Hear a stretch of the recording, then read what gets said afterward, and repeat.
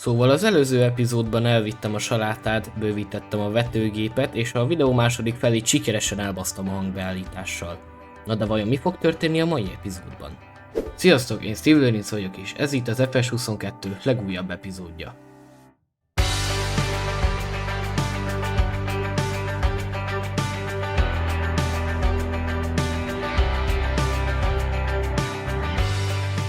A mai videóban fogunk egy kicsit műtrágyázni, illetve venni egy új vágóasztalt, ugyanis eléggé úgy érzem, hogy a fejlődés az szükséges az aratás terén, mivel ugye még 15. epizódban megvettük azt a földet ott, ami látható a távolban, a 47-es földet, szóval kell egy kicsit fejleszteni ezen is, hogy az aratásra folyjon olyan lassan. Viszont szerintem kezdjük a műtrágyázással, ugyanis az a legkönnyebb része az egész dolognak.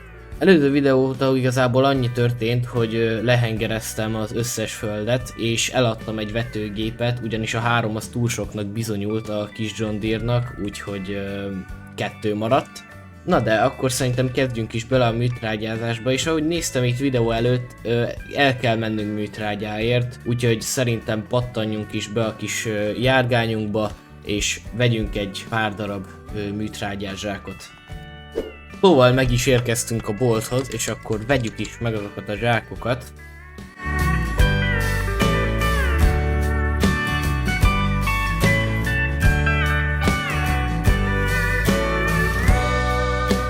Most, hogy ezzel meg vagyunk, tegyük is vissza a farmra, és majd ott találkozunk.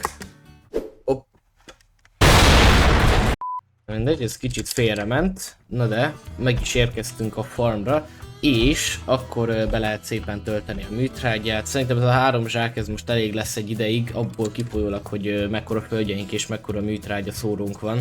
Szóval ja, igazából ezt gyors oda viszem a pincéhez, és lepakoljuk, aztán mehet a műtrágyázás.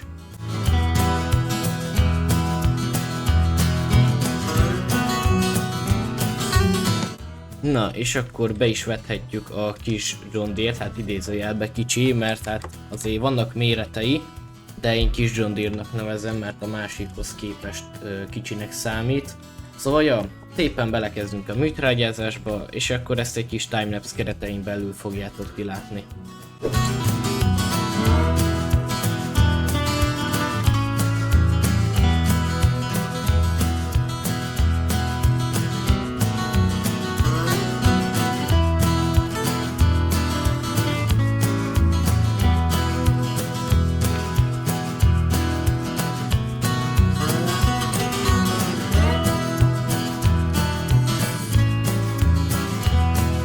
Szóval kész is vagyunk a műtrágyázással, úgyhogy szépen lemosom ezt a John Deere-t, és be is állok vele.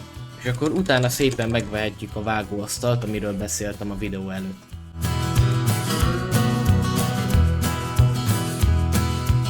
Na, akkor milyen vágóasztalról is beszéltem.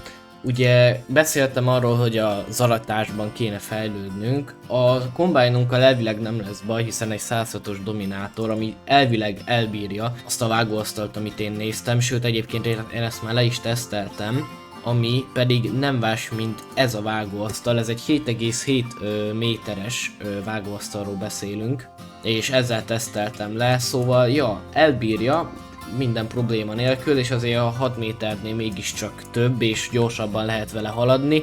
Szóval ja, nem lesz egy olcsó mutatvány, de muszáj ahhoz, hogyha gyorsabban akarunk pénzhez jutni. Úgyhogy ja, ezt meg is vettem, és akkor beízíthatjuk a kombányt, és el is mehetünk érte. Ja, meg persze, még mielőtt elfelejtem, az előző arató szerkezetet azt úgy el kéne adni.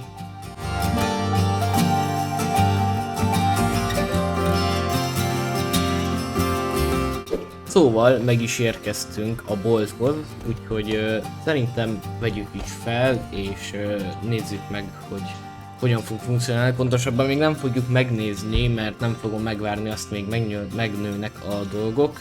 Az aratást azt majd a következő epizódra hagyom. Na, de akkor ja, rakjuk fel és menjünk haza.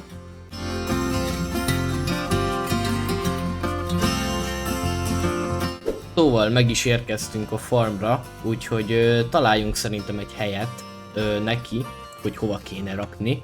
I guess szerintem amúgy maradni fog a régi helyén, mert még nem túl sok járműtároló helység van, úgyhogy szépen ide lerakjuk. Majd a későbbiekben szeretnék ezen változtatni, hogy több épületet rakunk le, csak ehhez az egyik földünket nyilván be kell majd áldozni, mert ez a farm hát nem túl sok hely maradt. Ma esetleg még ide a silóval szembe tudnék valamit rakni, de akkor nagyon szűkös lenne a hely, szóval azt nem biztos, hogy meg fogom csinálni. Meg még rohadt sok pénzt kell gyűjteni hozzá. Na de álljunk vissza a kombájnnal.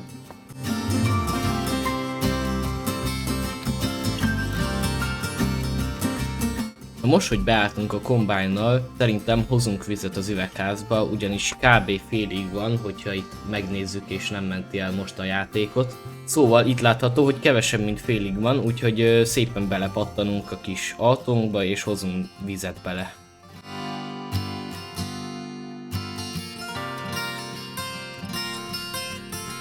Na, meg is érkeztünk stílusosan, beugrattunk ide a tóhoz. Szóval ezt szépen feltöltjük, és akkor vissza is visszük, aztán feltöltjük az üvegházat. Na, meg is érkeztünk a farmra, és akkor, feltöltjük ezt a csodálatos üvegházat, ami egyébként nem túl hatékony, úgyhogy lehet, hogy a közeljövőben el fogom adni, de egyelőre még hagyom, hogy hadd termeljen, mert ameddig ingyen tudunk bele vizet szerezni, addig igazából jó. Meg valljuk be, hogy azért elég rendesen kell a pénz, mert nagyon sok terv van, amit meg kéne valósítani, például ugye a járműtároló helységek kibővítése, ami hát nem egy olcsó mutatvány, meg szeretnék új gépeket nyilván, nagyobb gépeket venni, és ahhoz is sokkal több pénz kell, szóval, ja, értitek, kell a pénz, úgyhogy egyelőre még nem adom el, de hogyha ezek a dolgok megvalósultak, és már tudunk annyi pénzt keresni, hogy így ne menjünk csődbe, akkor ja, el fogom adni. Na de, akkor erre a részre szerintem ennyi elég volt, lehet, hogy nem volt a leghosszabb FS22 rész, viszont szeretném igényesre megcsinálni, remélem, hogy a videó az olyanra sikerült, hogy én is elégedett vagyok vele. Remélem tetszett nektek, és találkozunk a következő részben. Na, csumi csumi csumi!